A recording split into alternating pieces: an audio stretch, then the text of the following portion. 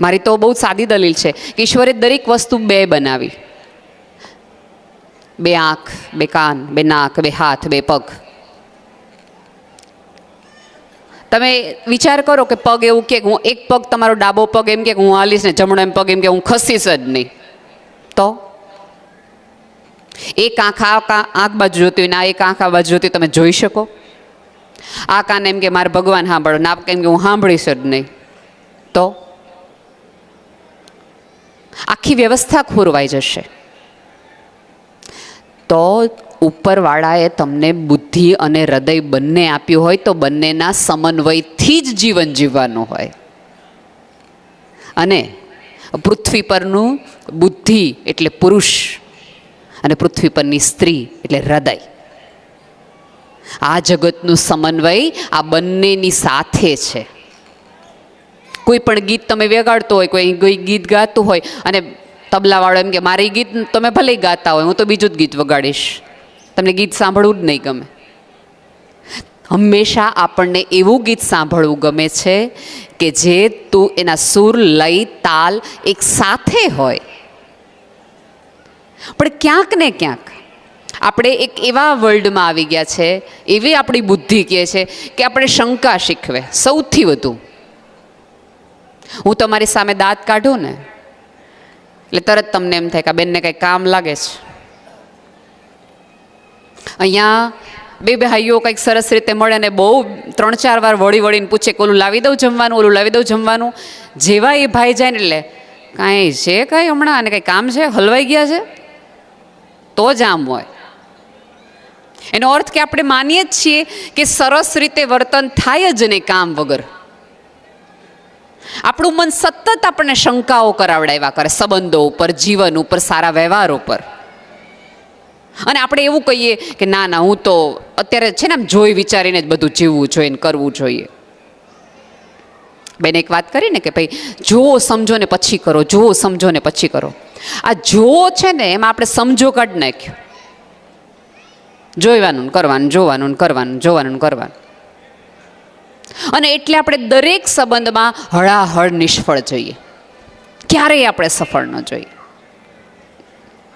અને જગત આખાને પાછું આપણે એવું કહેતા ફરીએ કે તમને ખબર નથી જમાનો અત્યારે કેટલો ખરાબ છે. લોકો તો તમે જો કેવા કેવા એકબીજાના ગળા કાપી નાખે એવા થયા છે. કોઈ કોઈનું અત્યારે છે જ નહીં, બધા સ્વાર્થી છે આ જગતમાં.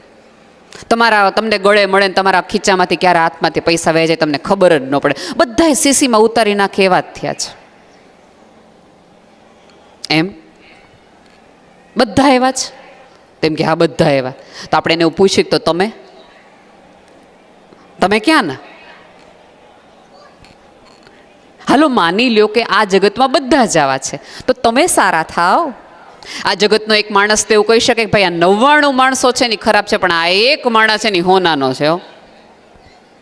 કેમ સૌજીભાઈ માટે બધાને માન સન્માન અને લાગણી છે? કેમ બધા જ એમને પૂછવા જાય છે? કેમ અજાણ્યો જણે એને એની પાસેથી સલાહ લેવા જાય છે? સાહેબ ક્યારેક પોતાની જાત બાજુ પર મૂકીને જગત માટે કર્યું હોય ને તો લોકો પૂછવા આવે.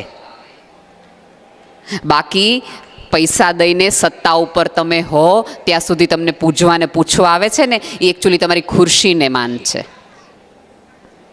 હું હંમેશા કહું છું કે ઇન્ટિરિયર ડિઝાઇનરવાળાએ કે કોઈ પણ આ રિવોલ્વિંગ ચેર એટલા માટે જ રાખી છે કે બેસનારને સતત યાદ રહીએ આ પડ્યા છે ફરે, આજે છો ને કાલ નહીં હોય. પણ આપણને એવો કેફ લાગે ને આપણે એવું માનતા થઈ કે આજીવનનું છે, કાયમી છે. અને દરેક જુવાનને એવું થાય કે આપણે સરસ દેખાવડા નમણા રૂપાળા હોઈએ, ક્યાંક પહોંચી ગયેલા હોય એટલે દરેક વૃદ્ધને, દરેક ઓછી વ્યક્તિને એમ જોવે કે જોયું અરે સાહેબ જેનો સૂર્યોદય છે એનો સૂર્યાસ્ત નક્કી છે, નક્કી જ છે. આપણા બધાના મગજમાં શંકાના બીજ એવા ઘરી ગયા છે કે આપણે ક્યાંક સારું જોવાનું જ ભૂલી ગયા છે. અહીંયા બેઠેલી કોઈ પણ વ્યક્તિને આવીને હું તરત એમ પ્રશ્ન પૂછું ને કે તમારે તમારા બાજુમાં અથવા તો તમારા પતિ માટે અથવા તો તમારી પત્ની માટે 5 સારા વાક્યો બોલવાના છે. એક બે ને ત્રીજા વાક્ય તમે વિચારતા થઈ જશો સૌજીભાઈ. એમ તરત આમ ગોથા ખાવા માંડી કે હારો એમ સારા છે, રસોઈ સારી બનાવે, બધું ઘર ભર એકદમ સારું રાખે બધું.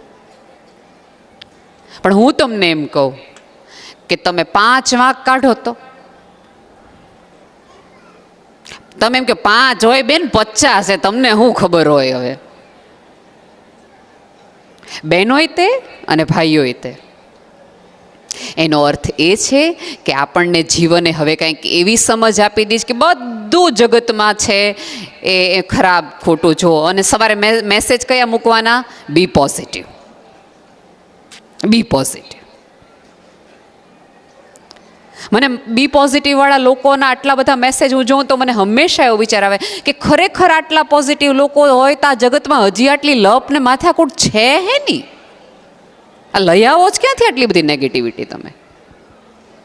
સાહેબ, આ નેગેટિવિટી આપણે લઈ આવીએ છીએ, ઉછીની લઈ આવીએ છીએ આપણા બુદ્ધિની ક્યાંક ક્યાંક ગેમિંગમાંથી. આપણે ઈશ્વર સાથે પણ હવે બુદ્ધિની રમતો રમતા થઈ ગયા છે એકદમ સારી રીતે. અને આપણે એવું માનીએ છીએ કે એ તો બધું ના, એવું નથી. તમને બનાવતો હોય એને તમે બનાવી જાઓ એટલા મોટા તમે ક્યારેય નહીં થાવ. અને આ જગતની કોઈ સભ્યતા નથી થઈ દોસ્ત. એક ખેડૂત હતો, એને 2 દીકરીઓ. એક દીકરી છે એનો પતિ છે એ કુંભાર કામ કરે અને એક દીકરીનો પતિ છે ખેડૂત. વૃદ્ધ પતિ પત્ની થાય છે અને પછી એમને એવું થાય છે કે હવે આપણે જઈએ દીકરીના ઘરે પૂછવા કરવા કે કેમ. એટલે કુંભારનું જે કામ કરતો હોય છે એ દીકરીના ઘરે જાય છે અને પીરસતી વખતે દીકરી એવું કહે છે કે બાપુજી માતાજીને પ્રાર્થના કરો ને કે આ વરસાદ ન આવે. હમણાં જ આ માટલા છે ને એ નિભાણામાં નાખ્યા છે અને જો અત્યારે વરસાદ આવશે તો આખું વરસ ખરાબ જશે. એટલે પિતાને એક દીકરી માટે ચિંતા થઈ જાય અને એમ થાય કરે રે વરસાદ આવશે તો આની સાચું આખું વરસ ખરાબ જશે. બીજે દિવસે પિતા છે બીજી દીકરીના ઘરે જાય છે અને એ દીકરી પિતાને એવું કહે છે કે પિતાજી માતાજીને પ્રાર્થના કરો ને. એક વરસાદ આવ્યો ને તો બી વાવ્યા અને પછી વરસાદ આવતો નથી અને આખું બિયારણ જો નિષ્ફળ જશે ને આખું વરસ બગડશે, આખા વરસની મહેનત તમારી પાણીમાં જશે. બાપને ચિંતા થાય છે. કઈ દીકરી માટે પ્રાર્થના કરે? વરસાદ આવવાની પ્રાર્થના કરે તો બીજીને માથાકૂટ થાય, એનું વરો બગડે, એનું જિંદગી બગડે. વરસાદ ન આવવાની પ્રાર્થના કરે તો ઓલી દીકરીને ત્યાં તકલીફ પડે. પિતા સમજુ છે, ડાપણ વાળો છે, એટલે 2 દીકરીઓને બીજે દિવસે બોલાવે છે ઘરે, પોતાના ઘરે જમવા માટે. અને આ વાત કહે છે કે જો હું તારી માટે વરસાદની પ્રાર્થના કરું તો આના માટલા તૂટે છે અને વરસાદ ન આવવાની પ્રાર્થના કરું તો આનું બિયારણ બળે છે અને પછી તમારા બેયનું કાંઈ થાય તો અમારો જીવ બળે છે. એટલે પિતા કે હું તમને એક પિતા તરીકે એક સલાહ આપું કે આનું વરસ ખરાબ જાય તો આ સાચવી લે અને આનું વરસ ખરાબ જાય તો આ સાચવી લે. આટલું તો કરી શકો કે નહીં તમે કોઈ માટે?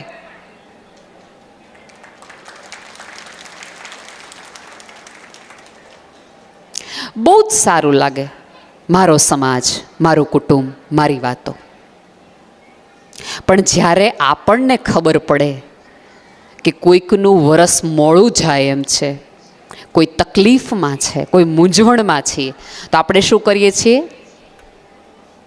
કાં ફોન ન ઉપાડીએ, કાં એ બાજુ દિશા ફેરવી નાખીએ, અને કાં તો આપણને ખબર પડે કે હવે એ મૂંઝવણમાંથી, લોનમાંથી બહાર આવી ગયા છે, ઉઘરાણીમાંથી, પછી જઈને એમ કે સારું થઈ ગયું ને બધું, બસ હવે ઉપરવાળો 1000 હાથવાળો બેઠો છે. અરે એલા 2 હાથ તમને આપ્યા હતા, 1000 હાથ ભેગા થયા હોત તો 2 હાથ ભેગા થઈને તો 1000 હાથ થવાના જ હતા ને. પણ નહીં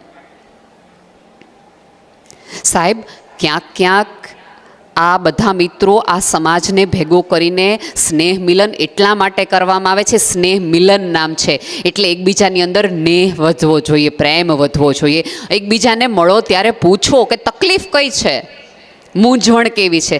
સાહેબ, હવે આ જગતમાં એવા ઠેકાણા નથી રહ્યા કે ત્યાં તમે જઈને એવું કહી શકો કે હું મજામાં નથી. અને વાત કોને કહેવાય કે જે તમારી વાત સાંભળે, પોતાની વાત સામે માંડે એને શું કહેવાની? આપણે એમ કહીએ કે હમણાં 2-3 નુકસાન થઈ ગયું, આ જોને અમારે 4 નુકસાન થઈ ગયા છે, એને તમે શું કહો? એની બદલે તમારે 4 નુકસાન થઈ ગયા હોય તો એ માણસને એમ કહો કે આટલા રસ્તા છે, કારણ કે મારે 4 નુકસાન થયા છે અને મેં આટલી રીતે ઝરવવાનો પ્રયત્ન કર્યો છે. તમને શું લાગે છે જ્યારે કોઈ વ્યક્તિ આર્થિક રીતે તકલીફમાં, મૂંઝવણમાં આવીને સુસાઇડ કરે છે કે આત્મહત્યા કરે છે, એમને જીવન વાલું નહીં હોય એવું તમે માનો છો? એમનું કુટુંબ એને વાલું નહીં હોય એવું તમને લાગે છે? શું એમને જીવનની સમજ નહીં હોય એવું તમને લાગે છે? ના, આ બધું જ છે, પણ આ પૃથ્વી પરની 7 અબજમાંની એક વ્યક્તિ ઉપર એવી શ્રદ્ધા કે વિશ્વાસ મૂકી શકાય એમ નથી કે આ માણસ મને બહાર લાવશે. આ માણસાઈની ખોટ છે એટલા માટે એ સુસાઇડ કરે છે, એટલે એને આત્મહત્યા. એક કાન નથી મળતો, એક ખભો નથી મળતો. અર્થી ટામે તો 4 ખાંદા મળી જાય છે, પણ જીવતો હોય ને સાહેબ ત્યારે એક ખભો નથી મળતો કે જ્યાં રોઈ હકાય, હળવા થઈ હકાય. શું કરવાના ચાંદ કાંઠાને કે જ્યારે જીવતા હોય ત્યારે એક ખભો આપવા તૈયાર ન હોય. અહીંયા બેઠેલી બહેનોને મારે આ વસ્તુની ટકોર કરી. ભાઈઓમાં સોરી, આ સમસ્યા નથી. એકબીજાની વાતો સાંભળી લઈએ, સમજી લઈએ અને ગામને ખબર ન પડે સામેવાળી વ્યક્તિના મૂછના વાળને વળ દઈ શકે એટલું સન્માન રાખીને એ બધો કિસ્સાઓ સાચવી રાખતા હોઈએ છીએ. ક્યાંક આપણે એ ભૂલ સૌથી વધુ કરી બેસતા હોઈએ છીએ. તમને ખબર પડે કે કાલ સવારે આ વ્યક્તિ રિયલ ડાયમંડ પહેરતી હતી અને આજે સ્થિતિ બદલાણી છે, બગસરાનું ડાયમંડ પહેરીને આવે છે. એટલે આપણે પહેલું વહેલું શું કહીએ ખબર છે? ખોટું પહેર્યું છો, ખોટું જ. એટલે બાજુવાળો કે હોય કઈ, હવે એ તો કયા ઘરના છે, જુઓ તો ખરા. હવે ના બધું કાઢ્યું, દિવાળીઓ કાઢ્યું. કેમ આપણને કોઈકના દુઃખ અને તકલીફ કહેવામાં આટલી મજા આવે છે? આપણી સમજનો અભાવ એ છે કે આપણને સુખ સમજાણું જ નથી. જ્યારે તમને કોઈકના દુઃખીના લીધે તમને વધુ મજા આવવા માંડે ત્યારે યાદ રાખજો, ઈશ્વરે તો તમને જોવાના જ બંધ કરી દીધા છે. બિલકુલ નહીં. જે માણસો માણસથી, પોતાનાપણાથી, પોતાના ગામથી, પોતાના કુટુંબથી મોઢું ફેરવે ને એનાથી તો ઉપરવાળો મોઢું ફેરવી જ લે. શાસ્ત્રની એક બહુ સુંદર કથા, મને હંમેશા જ્ઞાતિઓનું કે કોઈ પણ સમાજનું એક મિલન થાય ત્યારે હું હંમેશા વાત કહેતી હોય છે. એક ટીટોડી હોય છે, એને પોતાના ઈંડા હોય.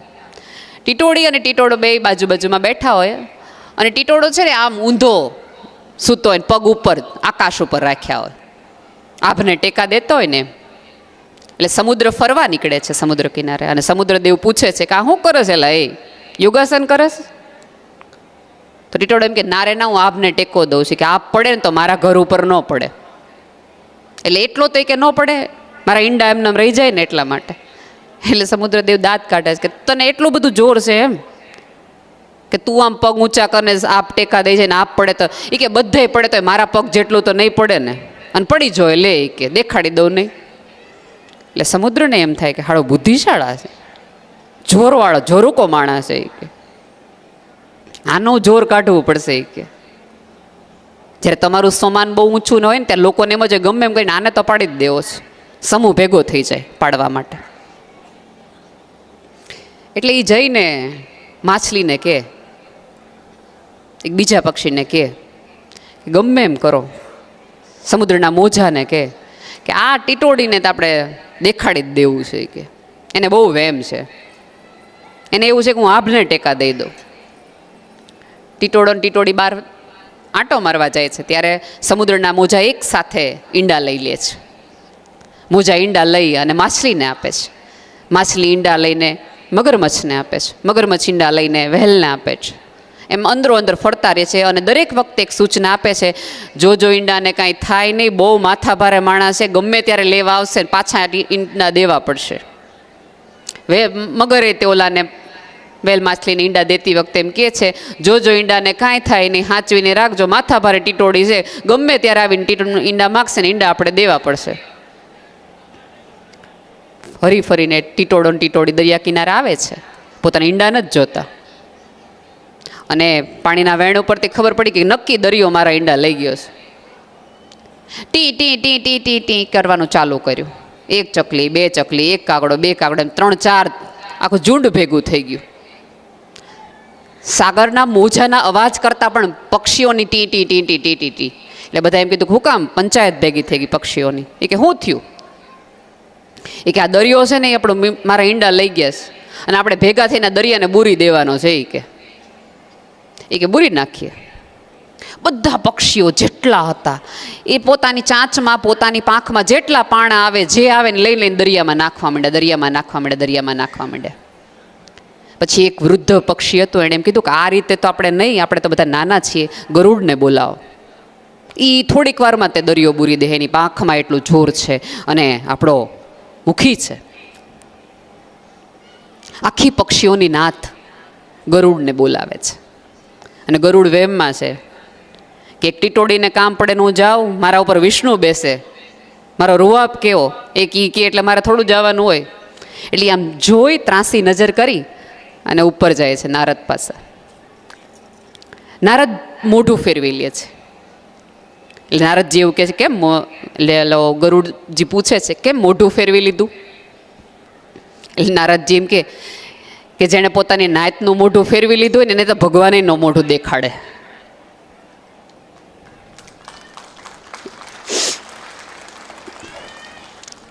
પાછો આવે છે બાજુ અને ચોંટી જાય છે. સાચી વાત છે કે મારા લોકોને મારી જરૂર હતી ત્યારે મેં મોઢું ફેરવી લીધું હોય તો ઉપરવાળો માળો મોઢું ન જોવે. પાછા આવે છે અને ગરુડ એક જ નાનો એવો માણો નાખે છે અને આમ ધરતીકંપ જેવું આવી જાય છે.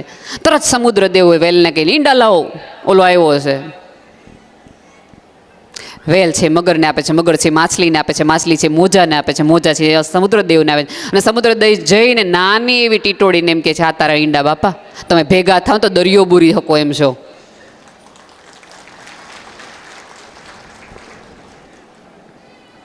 સાહેબ, નાની એવી ટીટોડીને પોતાના પગ ઉપર, એના પગ ઉપર ભરોસો નહોતો, એના સાથીદારો ઉપર ભરોસો, મારા એક અવાજે આ બધું ભેગું થઈ જશે.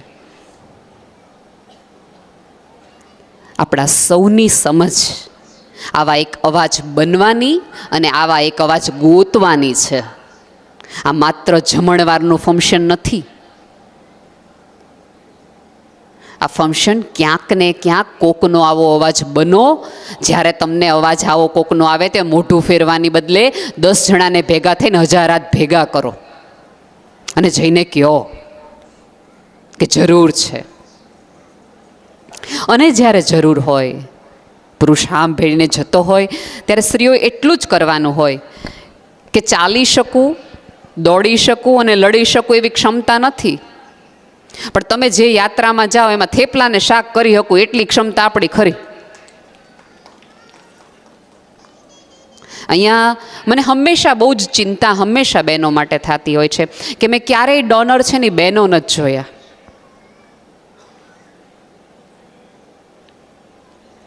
એવું તો છે નહીં કે આપણા કોઈ પાસે પૈસા નથી. આપણા સૌનો સાડી અને બ્યુટી પાર્લરનો ખર્ચ ક્યારેય એનો કોઈ ભાઈ પૂછતો નથી, ક્યારેય.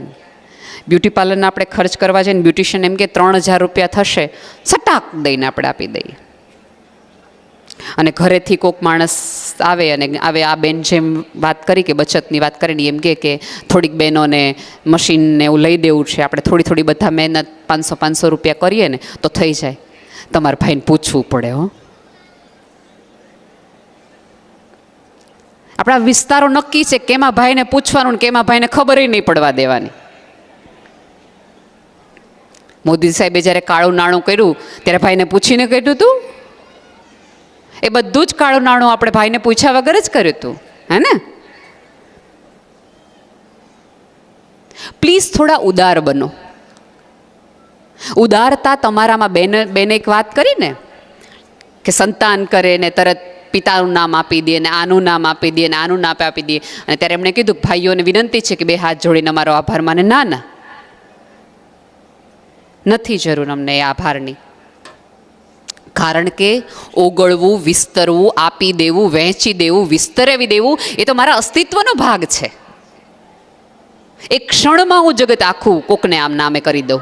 એ મારી ઉદારતા ઉપરવાળાએ મને ડીએનએમાં આપી છે. એ જુદી વસ્તુ છે કે બુદ્ધિ નામના પ્રયોગે સમાજના વાતાવરણે મારી બુદ્ધિને કાટ લગાડી દીધો છે. હું ઉદારતા ભૂલી ગઈ કે હું કરું ને હું રાહ જોઈને બેઠો થેન્ક યુ બોલો.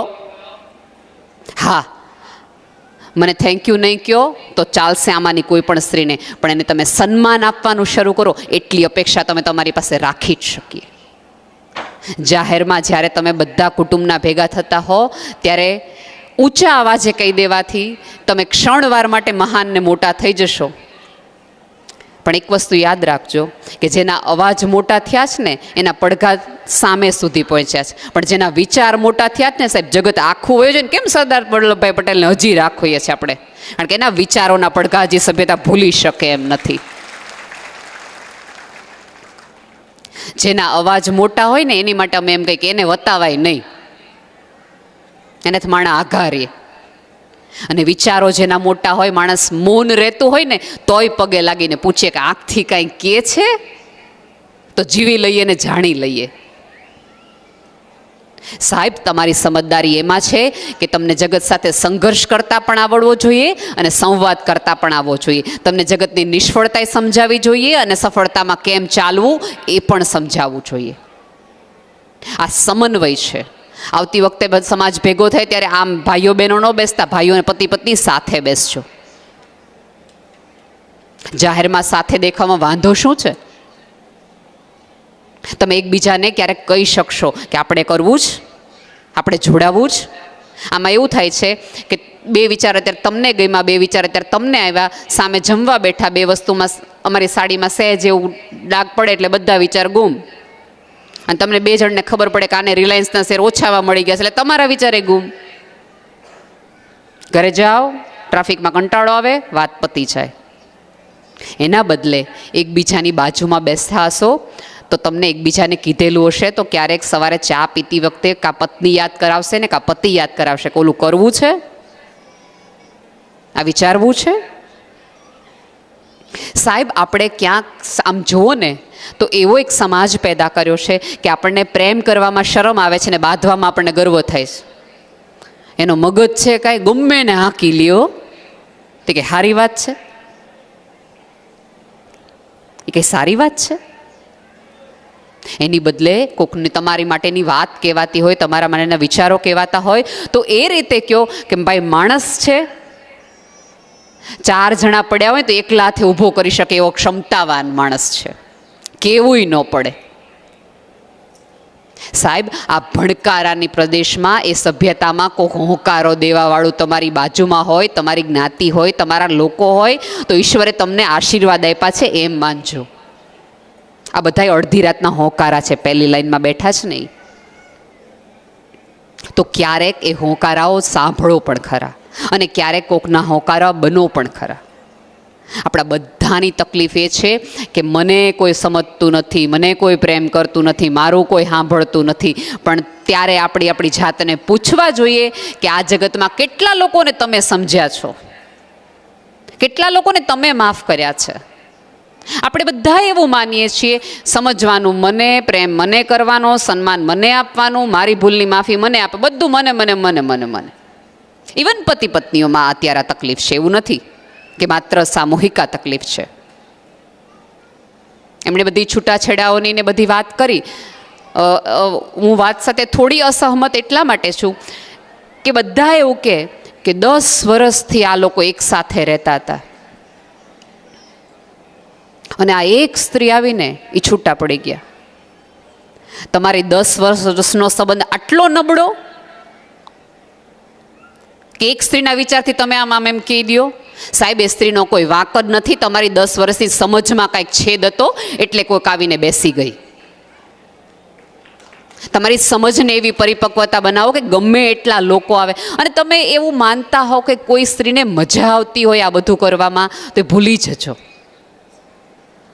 દરેક સ્ત્રીને પોતાનું ઘર બાંધીને મોટું રાખીને જ મજા આવતી હોય. એને ગર્વથી કેવું ગમે કે અમે જોઈન્ટ ફેમિલી છે, મારું 35 જણાનું કુટુંબ છે, અમારું 20 જણાનું કુટુંબ છે.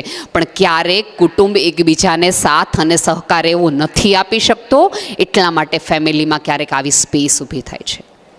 વૃદ્ધ મિત્રોને મારે એવી સલાહ છે કે ક્યાંક ઊંચો અવાજ એનો થતો હશે તો ક્યાંક થોડા એડજસ્ટમેન્ટ આપણે કરવા પડે. એક વખત તમારે જિંદગીમાં તમારી પત્નીએ રોજ તમને 5 વાગે ચા આપી છે. હવે એ પત્ની વૃદ્ધ થઈ છે, હવે એ વહેલી ઉઠી નથી શકતી. દીકરાની બહુ 6 વાગે ચા બનાવતી હોય તો એવા ધીંગાણા કરીને સાહેબ એક ચાની રકાબીમાં આપણું ઘર ભાંગીએ આપણે. હે,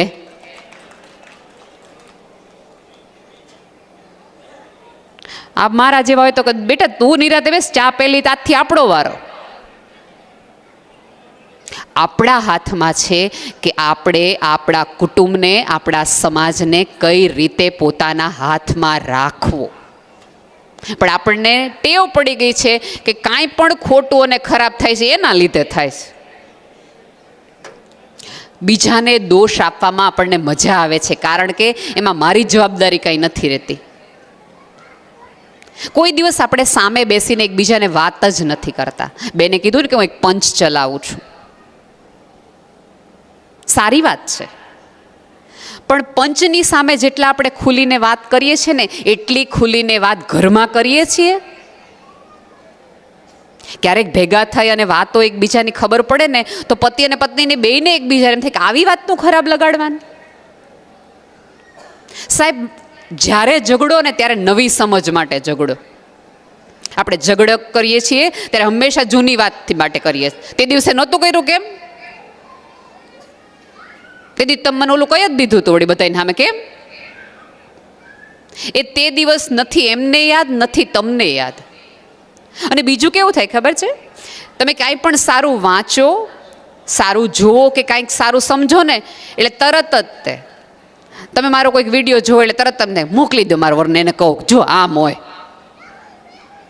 પતિ કંઈક જોવે એટલે મોકલે ઓલીને જો આમ હોય. એનો અર્થ કે આ બધું સુધરવાનું સમજવાનું તારે છે, મારે નહીં. ક્યારેય આપણે તો કશું શીખતા જ નથી, ક્યારેય આપણે કશું નવું સમજતા જ નથી. જીવનમાં એક વસ્તુ રાખવાની હોય તો થોડી હોઠ પર સ્માઇલ રાખો. આપણે બધા જ આમ આખી આખી કોશ ગળી ગયા હોય ને એવી રીતે સીધે સીધા આકડ આલીએ છીએ, હસવાનું ભૂલી ગયા છીએ. સાહેબ ઉપરવાળાએ આટલી પ્રજાતિઓ બનાવી છે, માણસ એકને જ સ્માઇલ આપી છે, બાકીને તો બધાને ડોળાને હડકવા જ આપ્યો છે. સરસ રીતે એકબીજાને મળો, અને છેલ્લી વાર મળતા હોય એ રીતે મળો. કોરોના પછી આપણે કાંઈ ન શીખીએ ને તો એટલું તો શીખી જ લ્યો કે આજે શ્વાસ લેતો માણસ કાલ સવારે નહીં લે, એ ફોન તમારો નહીં ઉપાડે. તમારી બાજુમાંથી જ જીવન ક્યારે વયું જશે અને તમે ઉઠાડશો ને કોઈ વ્યક્તિ નહીં ઉઠે, ત્યારે તમારી પાસે અફસોસની યાદી ન હોવી જોઈએ, સંતોષની યાદી હોવી જોઈએ કે આને મેં જીવાડી દીધો, એ જીવ્યો ત્યાં સુધી મેં એને જીવનના તમામ આનંદ આપ્યા છે. આપણને કોઈના મૃત્યુ પછી સાહેબ રડવું એટલા માટે આવે છે કારણ કે આપણને ક્યાંક દુઃખ છે કે મારે જેટલું એને કહેવું હતું, મારે જેટલું એને સાચવવું હતું એટલું એને સાચવી ન શક્યો, મારે જેટલો પ્રેમ કરવો હતો એટલો હું કરી ન શક્યો. એ અફસોસ આપણને રડાવે છે, આપણો ખાલીપો આપણને રડાવે છે. આપણે કેટલા એક માણસ તરીકે આ સંબંધમાં નિષ્ફળ પુરવાર થયા એ આપણને સમજાવે છે. જ્યારે મળો, અહીંથી તમે જાઓ અને ખબર નથી કાલ સવાર પડશે કે નહીં પડે, તો છેલ્લી વખત કોઈકને મળતા હોય એ રીતે મળો. અને મળો છૂટા પડતી વખતે એવી રીતે મળો, છેલ્લી વાર છે, અને મળો ત્યારે પહેલી વાર મળતા હોય એટલા જ ઉત્સાહથી મળો. તમે જુઓ, આપણે એકબીજાના વખાણ કરવાનું જ ભૂલતી ગયા છીએ. છેલ્લે તમે ક્યારે તમે એકબીજાના વખાણ કર્યા તેવું તમે પૂછજો આ જાતને, મને જવાબ ન આપતા. ક્યારે તમે તમારી પત્નીના વખાણ કર્યા છે? ક્યારે તમે એની રસોઈના વખાણ કર્યા છે? અહીંયાના કેટલા બધા લોકો હશે, એ બહારગામ જશે ત્યારે એને અમુક રસોઈઓ યાદ આવતી હશે. ક્યારેય કીધું છે ઘરે આવીને કે તારા જેવું ગુવારનું શાક નહોતું? ગુવારની શાક માટે તમે ઝઘડો, સારું ન થયું થાળીના ઘા કરો, પણ એક વખત એ સ્ત્રીને એવું ન કહો કે યાર તારા જેવું ગુવારનું શાક કોઈ ન બનાવે હો. નહીં, આપણે વખાણ કરવાનું જ ભૂલી ગયા છે. એકબીજાને આપણે મળીએ ને, સ્ત્રીઓમાં મારે ખાસ એવું થાય, કોઈક સરસ લાગતું હોય તો આપણે શું કહીએ, સીધું એમ તો કહેવાય નહીં કે રૂપાળા લાગો છો, કારણ કે એમાં તો આપણને બહુ તકલીફ પડે. કેમ હમણાં બહુ જાડા થઈ ગયા છે? એટલે ઓલા બેન એમ કે ના ના આ તો જૂનો જ ડ્રેસ છે. તો આપણે 3 જણાને ગવાહી તરીકે નથી લાગતા? પછી એમાંના 3 જણા હવે જાડા ન લાગતા હોય, બેન દુબળા લાગતા હોય, તોય સરસ લાગતા હોય, ફિટ લાગતા હોય, કેમ ફીકા લાગોસ? એટલે બેન કે ના ના સરસ જ છો એકદમ, ના રે ના પેલા જેવા નથી લાગતા. અને 1 સેકન્ડ માટે માની લો કોઈક સ્ત્રી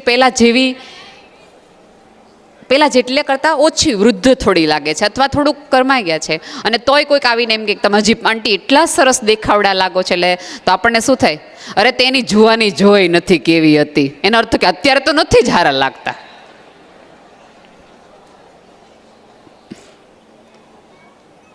તમારામાં એ તકલીફ છે, તમને એમ કે મારામાં જ માથાકૂટ છે એમ.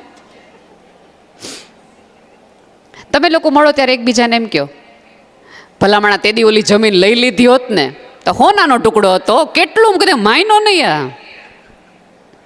અને 1 સેકન્ડ માટે વ્યક્તિએ માય લઈ લીધી, એ સોનાનો ટુકડો જમીન લઈ લીધી હોય તો આપણે શું કહીએ, તેદી મેં કીધું તું કાઢી નાખો.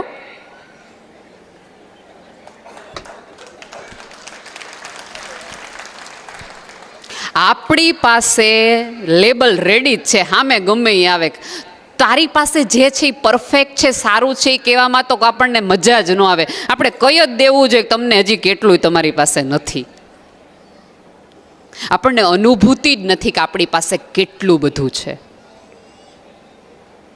હું સાચે કહું છું કે આપણે બહુ જ સુખી માણસો છીએ. અને અનેક વાર મેં કીધું છે કે કોરોના પછી જે લોકો જીવતા રહી ગયા છે ને, એ લોકોએ ઉપરવાળાનો એટલે આભાર માનવો જોઈએ, કારણ કે ઉપરવાળાને હજી એવું છે કે આ લોકો માણસની જેમ જીવી શકશે ને, રાખો થોડીક વખત. કુદરતને તો ખોટા ન પાડો મારા બાપ. એણે જો તમારા ઉપર હજી શ્રદ્ધા મૂકી હોય, એ તમને હજી શ્વાસ અને ધબકાર આપતો હોય, તો તમને હું કામ કોકના શ્વાસ દબાવી દેવાની આટલી ઈચ્છા થાય છે? જ્યારે કોઈકને મળો ત્યારે તમને મળ્યા પછી માણસને એવું થઈ જાય કે આને 2 ઘડી જોઈ લઈએ ને તો એ હાશકારો થાય. આ જગતમાં આપણા કોઈના બાવડામાં એટલી તાકાત નથી કે એકબીજાનું દુઃખ લઈ શકીએ, પણ ક્યારેક કોઈકને પીઠ ઉપર હાથ ફેરવીને એને એટલું કહેવાય કે દોસ્ત મૂંઝાતો નહીં, અહીં આપણે આટલા બેઠા છીએ, આટલું ન તારું સોલ્વ થાય. અને એટલા ગરીબ તો આપણે કોઈ દિવસ હોતા નથી કે કોઈકને એક સ્માઇલે ન આપી શકીએ ને એક સધિયારોય ન આપી શકીએ. હજી કહું છું, સમાજ ભેગો થાય, કુટુંબ ભેગું થાય ત્યારે આટલી જ સમજથી એકબીજાને સમજ આપો કે તને જરૂર પડે ત્યારે અડધી રાત્રે અમે બધા જ છીએ. તો આવા બધા સંમેલનો અર્થ છે. તો કોઈકની દીકરીને ત્યાં કોઈકનું માગું આવતું હોય ને તમને પૂછવામાં આવે, 2 વસ્તુ તમને ખબર હોય તો ઢાંકતા શીખો દોસ્ત. જેણે કોકનું ઢાંક્યું હોય ને એનું ઉપરવાળો ઢાંકે. પણ આપણને તેમ થાય કે આ લોકોને ઓલી ખબર નથી, બહુ કરી. અને કેવું ટપકું મૂકે, આમ તો બધું સરસ છે પણ તોય તપાસ કરી લેજો, જમાનો બહુ ખરાબ છે. એ માણસ તમારી પાસેથી સાચી સલાહની અપેક્ષા લઈને આવ્યો હતો કે એમ હતું કે આ માણસ કદાચ મને સાચી વાત કરશે. એને ખબર જ છે કે જમાનો કેટલો ખરાબ છે, પણ એને કંઈક એવું લાગ્યું કે તમે માણા હારા છો એટલે તમને પૂછવા આવ્યો હતો. આવું બધું કરવાના બદલે એકબીજાના સાથ અને સહકાર આપો. 2 વસ્તુ કોકની ખબર પડી હોય તો ખાનગી રાખવાની. આપણને બધાને અત્યારે સોશિયલ મીડિયાના જમાનામાં જે પણ મળ્યું છે બધું કહી દેવાનું. વાયરલ આપણે બહુ કરીએ. કોઈકની ખોટી વાત તરત વાયરલ કરીએ, કોઈકની સારી વાત, કોઈકને એવોર્ડ મળ્યો હોય તો 3 જણાએ ફોરવર્ડ કરીએ, ચોથા જણને બધા વાવા તો આવ્યા રાખે, ભણ્યા રાખે, એ તો એમાં હું એવોર્ડ તો મળ્યા રાખે. અહીંયા બેઠેલી દરેક વ્યક્તિને બેને કીધું ને કે એને પૂછવું જોઈએ કે કઈ રીતે તમે અહીં સુધી પહોંચ્યા. સાવ સાચી વાત છે. સંઘર્ષને વાત કરવાની વાત કરો. આપણે ત્યાં તકલીફ એ થઈ, દરેક વ્યક્તિ સફળતાની વાહ કરે, કોઈ સંઘર્ષમાંની વાહ કરતું જ નથી. જે નિષ્ફળ ગયા હોય એને ઊભા રાખીને પૂછો, દોસ્ત કયું કારણ હતું કે આ ધંધામાં તને ખોટ ગઈ? આપણે બધા એવું માનીએ છીએ કે આપણે સફળ સારા ને સત્ય છે એટલે એમાં આપણી આવડત છે, આજુબાજુવાળાનો કોઈ સહકાર નથી. અહીંયા બેઠેલા દરેક પુરુષોને મારી એક નમ્ર વિનંતી છે કે અહીંયા બેઠેલી તમારી પત્ની હાઉસવાઈફ હશે, કામ નહીં કરતી હોય. અત્યારે તમારામાંનો કોઈ પણ વ્યક્તિ ઘરે જઈને એવું કહે, અહીંયા બેઠેલી અમને બધાને જોઈને જોઈએ ને, ઘરે હલાવે, બારે હલાવે, નામ કરાવે, તે શું કર્યું? આવું જો તમે કહેતા હો તો અમે બધી સ્ત્રીઓ નિષ્ફળ ગઈ કહેવાય નહીં. ચોક્કસ અહીંયા બેઠેલી સ્ત્રીઓના વખાણ કરો, પણ એનો અર્થ એ નથી જે ઘરે ગૃહિણી છે એને તમે ગમે એમ હાંકો કે ગમે એમ કહો. એણે તે પોતાનું જીવ અને જાત રેડીને તમારા ઘરને અડીખમ રાખ્યું છે. તમને ડાયાબિટીસ અને બીપી ન થાય એની માટે શાકમાં તેલ એણે ઓછું નાખ્યું છે. તમારા મૂળની તમા એણે કરી છે. તમે જ્યારે નોકરી માટે, ધંધા માટે સંઘર્ષ કરી રહ્યા હતા ત્યારે તમારા સંતાનને સારા સંસ્કારથી લઈ સારા શિક્ષણની જવાબદારી સ્ત્રીએ લીધી છે. તો એને વંદન કરો. કાંઈ ન કરી શકો તો એટલું તો કરી જ શકે કે આવી કમ્પેરિઝન એટલીસ્ટ ન કરીએ. અમને બધા આગળ આવી ગયા એ ક્યાંક અમારા નસીબ, અમારું કામ અને અમારા સંજોગો હતા. પણ હવે જે આ સંજોગોમાંથી બહાર નીકળી ગયા છે એને રિપીટેડલી એવું કહેવાની શું જરૂર કે તમે જીવનમાં શું કર્યું? અહીંયા બેઠેલી દરેક સફળ સ્ત્રીને તમે પૂછો ને તો એવું ચોક્કસ એવું કે મારા પરિવારનો સાથ અને સહકાર હતો એટલે હું આટલા માટે પહોંચી, મારા સસરાનો સાથ હતો, મારા સાસુનો, તો મારા પતિએ મને બહુ સપોર્ટ કર્યો એટલે હું સફળ થઈ. આજ સુધી એક પણ સફળ પુરુષે ઉપર આવીને એવું નથી કીધું કે મારા પત્નીએ મને સપોર્ટ આપ્યો એટલે હું અહીં સુધી વધ્યો. બાકી અમારા સપોર્ટ વગર તો તમે સવારે અલાર્મ વગર ઉઠી ન શકો. તો એટલી જાહેરમાં થોડી ખેવના એ પણ રાખો કે તમારી સફળતાને બિરદાવવામાં આવે ત્યારે થોડીક ખુલ્લા મને 2% વાત પત્નીને કહો કે આનો ફાળો છે. એ પડદા પાછળની ઘર ઓઢીને રહી ત્યારે તમે જગતમાં ક્યાંક તમારા ડંકા કરીને રહ્યા. સાહેબ,